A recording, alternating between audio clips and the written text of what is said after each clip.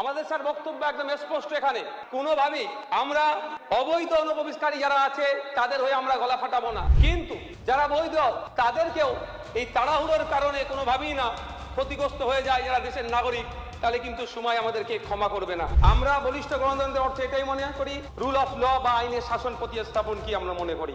বলিষ্ঠ গণতন্ত্র অর্থে এটা নয় যে অনৈতিকভাবে অবৈধ পন্থা বেআইনিভাবে বুল্ডোজার চালিয়ে দেওয়া বা বেআইনিভাবে হকার উচ্ছেদ করে দেওয়া। আমরা কোনোভাবেই একজন দায়িত্বশীল নাগরিক হিসাবে পশ্চিমবাংলা কেন ভারতে কোনো অবৈধ নাগরিক থাকুক সেটা কোনোভাবেই মেনে নিতে পারবো না, কিন্তু অবৈধ নাগরিককে বিতরণ করার জন্য নির্দিষ্ট রূপরেখা আইন মোতাবেক হওয়াই প্রয়োজন বোধ করি। ধর্মীয় ক্ষেত্রে হতে পারে, সামাজিক ক্ষেত্রে হতে পারে বা রাজনৈতিক ক্ষেত্রে হতে পারে, আমরা কোনোভাবেই চরমপন্থাকে আমরা প্রশ্রয় দেবো না। আজও দেখলে দেখা যাবে জেলের মধ্যে এই চরমপন্থার দেখিয়ে দিয়ে আদিবাসী সমাজের মানুষ অনেক জেলে বসছে, বা সন্ত্রাসবাদী দেখিয়ে দিয়ে মুসলিম সমাজের মানুষজন, সংখ্যালঘু সমাজের মানুষকে জেলে রেখেছে। এক্ষেত্রে যাদেরকে সন্দর বসে গ্রেফতার করা হবে সেগুলো যেন অবশ্যই ভালোভাবে রেকটিফাই করে নেওয়া হয়, তার ব্যাকগ্রাউন্ড যেন যাচাই বাছাই করা হয়।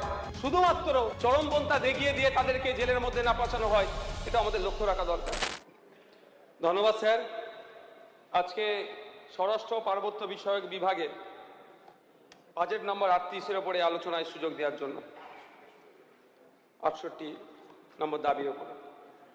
স্যার, বর্তমান সরকারের কাছে এটা সবথেকে বড় চ্যালেঞ্জ একটা দাঁড়িয়েছে, যেটা বিগত 15 বছর ধরে পুলিশকে যেভাবে তৃণমূলীকরণ করে দিয়েছিল, রাজনীতিকরণ করে দিয়েছিল, সেটা থেকে টেনে বার করে এনে পুলিশিং ব্যবস্থা, smart policing system, real time response থেকে শুরু করে অ্যাকচুয়াল পুলিশের কি কার্যকারী ভূমিকা পালন করা দরকার সেটাকে পুনঃপ্রতিষ্ঠা করা। স্যার, সাথে সাথে আমরা দেখেছি বিগত পঞ্চায়েত নির্বাচনে এবং পৌরসভা নির্বাচনে কিভাবে পুলিশকে দিয়ে শাসকের হয়ে ব্যাটিং করানো এবং বিরোধী কণ্ঠকে রোধ করানো। আমি আশা করব ওই কর্মকাণ্ডের সাথে যে যারা যুক্ত তাদের বিরুদ্ধে একটা কমিশন বসিয়ে যথাযথ তাদের বিরুদ্ধে ব্যবস্থা গ্রহণ করা। স্যার, এই বইটার মধ্যে, বাজেটের মধ্যে দ্বিতীয় পৃষ্ঠাতে দেখছিলাম দুটো খুব ভালো শব্দ দেখতে পেলাম। একটা বলিষ্ঠ গণতন্ত্র, বৈচিত্র্যের মধ্যে ঐক্য, সুন্দর শব্দবন্ধনী, অবশ্যই এটা দরকার। তবে বলিষ্ঠ গণতন্ত্র অর্থে এটা নয় যে অনৈতিকভাবে অবৈধ পন্থা বেআইনিভাবে বুল্ডোজার চালিয়ে দেওয়া বা বেআইনিভাবে হকার উচ্ছেদ করে দেওয়া। আমরা বলিষ্ঠ গণতন্ত্রের অর্থে এটাই মনে করি, রুল অফ ল বা আইনের শাসন প্রতিস্থাপন কি আমরা মনে করি।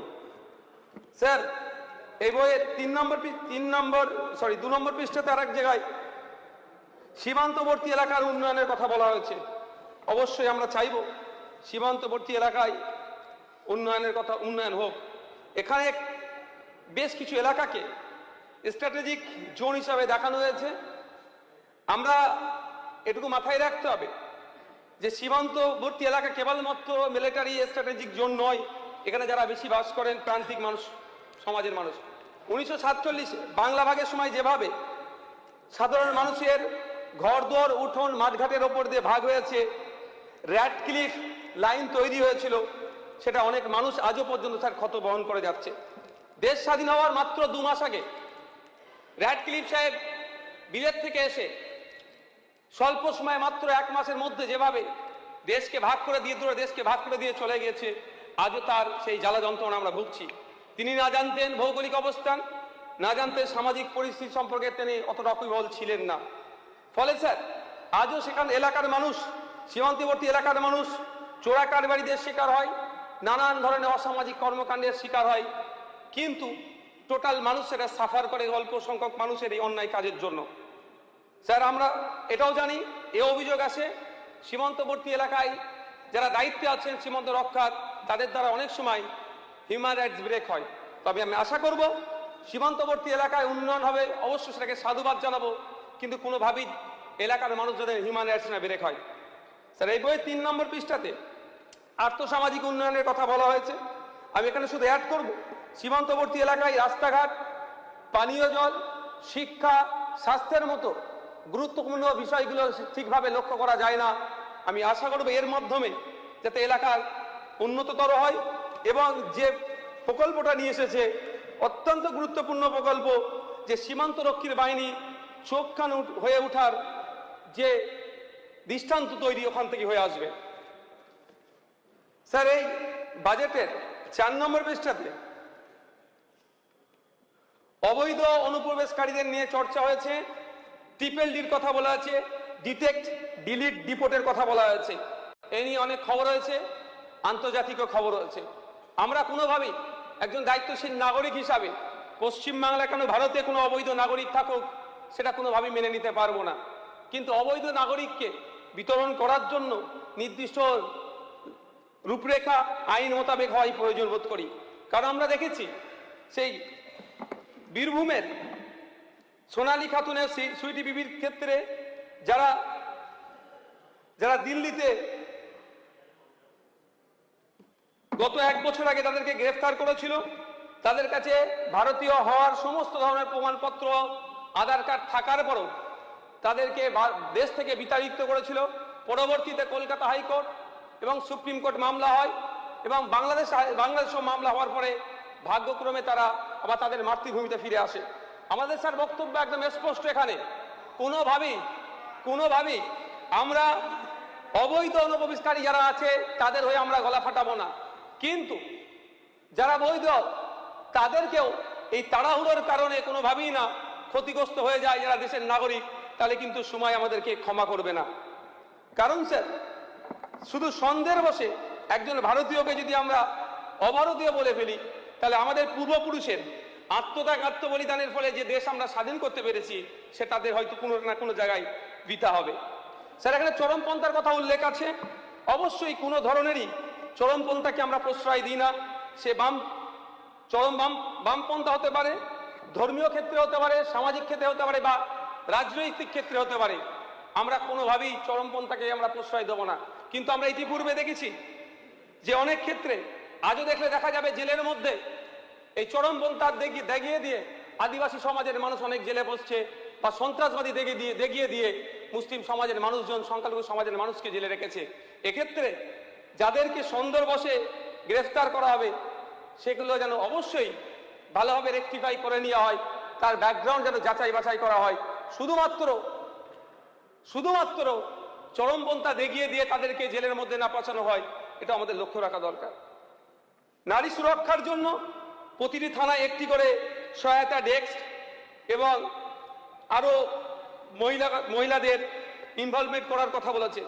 স্যার, আমি একটা যদি তথ্য দিই যে আমাদের রাজ্যে ক্যাগের রিপোর্ট অনুযায়ী যে মহিলা পুলিশ সংখ্যার সংখ্যা অনেকটাই কম। শুধু তাই নয়, তাদের থাকা ব্যারাকেরও প্রচন্ড সমস্যা আছে। এই সমস্যাগুলোর সাথে সাথে সমাধান করতে হবে। এমার্জেন্সি রেসপন্স সাপোর্ট সিস্টেম বা টোল ফ্রি 112 ডায়ালের কথা বলা হচ্ছে, কিন্তু আমাদের ওয়েস্ট বেঙ্গলের তথ্য বলছে আমরা অনেকটা পিছিয়ে আছি। এমার্জেন্সি রেসপন্স সাপোর্ট সিস্টেম এর পরিসংখ্যান অনুযায়ী অর্থাৎ আবেদনের দ্রুত সারাদানের তথ্য দেখা যাবে অরুণাচল প্রদেশ সব থেকে এগিয়ে আছে। সেখানে মাত্র 3 মিনিট 36 সেকেন্ডে তারা পৌঁছে যাচ্ছে, পাহাড় দুর্গম এরিয়ার হওয়ার পরেও। কিন্তু আমাদের পশ্চিমবাংলার ক্ষেত্রে 15 থেকে সেখানে 35 মিনিট টাইম লাগছে। আমি আশা করব নতুন সরকার যে পলিসি নিয়ে আসছে দ্রুততার সাথে সেই পদক্ষেপ গ্রহণ করবেন এবং ইনসিডেন্ট পয়েন্টে প্রশাসন দ্রুততার সাথে পৌঁছে যাবে। সাথে সাথে নতুন ভিকেলের কথা বলা হচ্ছে, নতুন বরাদ্দ হয়েছে। পশ্চিমবাংলা সরকারের বিগত সরকারের আমলের তথ্য বলছি আমি, 30 to 35% এমন ভিকেল আছে, সেগুলো এমন গাড়ি আছে চলাচলের অযোগ্য, সেইগুলোকে দিয়ে চালানো হতো। পশ্চিমবাংলা পুলিশের আধুনিকীকরণের প্রয়োজন আছে স্যার। তার জন্য আমি কয়েকটি তথ্য তুলে ধরছি, কোন কোন জায়গায় আমাদের ল্যাক আছে, কোন জায়গায় আমাদের গ্যাপ আছে, সেগুলো কিভাবে পূরণ করা যায়। স্যার, ইন্ডিয়া জাস্টিস রিপোর্ট বলছে দেশের মধ্যে যে কটা বড় এবং মাঝারি শহর রাজ্য আছে, পুলিশিং ব্যবস্থায় আমাদের পশ্চিমবাংলা সব থেকে পিছিয়ে আছে।